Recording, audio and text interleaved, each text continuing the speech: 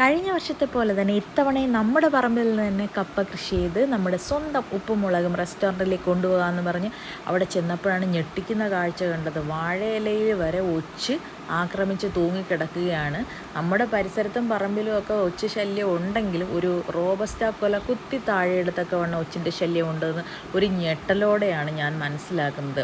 ഇത് ഒച്ച് കുത്തിയിട്ട ഒരു റോബസ്റ്റ കൊലയാണെന്ന് പറഞ്ഞാൽ നിങ്ങൾ വിശ്വസിക്കുമോ? പക്ഷേ വിശ്വസിച്ചേ പറ്റൂ. 2 ദിവസം മുന്നേ ഞാനിവിടെ വന്നപ്പോൾ വാഴയിൽ നിന്നിരുന്ന ഈ വാഴക്കൊല 2 ദിവസത്തെ കോരിച്ചൊരിയുന്ന മഴ കാരണം എനിക്ക് വരാൻ സാധിച്ചില്ല, ഒച്ചിന് ഉപ്പിടാനും സാധിച്ചില്ല. പക്ഷേ ആ ഒരു 2 ദിവസം കൊണ്ട് ഈ റോബസ്റ്റ കൊലയെ വീഴ്ത്തണം എന്നുണ്ടെങ്കിൽ ഈ ഒച്ച് എത്രമാത്രം പവർഫുള്ളാണെന്ന് നിങ്ങൾക്ക് മനസ്സിലായോ? ഈ വാഴയുടെ ഓരോ തണ്ടിലും ഇതുപോലെ ഒച്ചിങ്ങനെ പിടിച്ചിരിക്കുകയാണ്.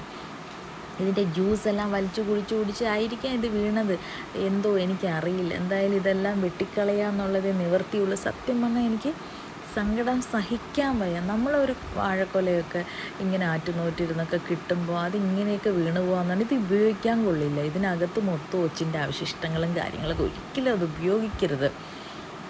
അപ്പോൾ സത്യത്തിൽ എനിക്കൊന്ന് സങ്കടം സഹിക്കാൻ വയ്യ. എന്തുമാത്രം ഒച്ചുകളാണ് നമ്മൾ എത്രയെന്ന് വെച്ചിട്ടാണ് ഉപ്പിടുന്നത്.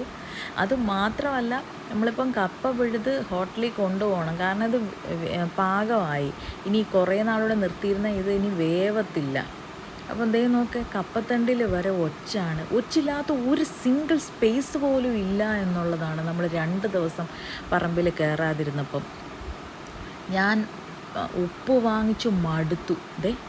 മേളിലെല്ലാം ഇങ്ങനെ ഇരിക്കുവാണ്. ഉപ്പിടുക എന്നുള്ളതല്ലാതെ ഇതിന് വേറൊരു സൊല്യൂഷൻ ഇല്ല. എന്ത് കഷ്ടമായത്.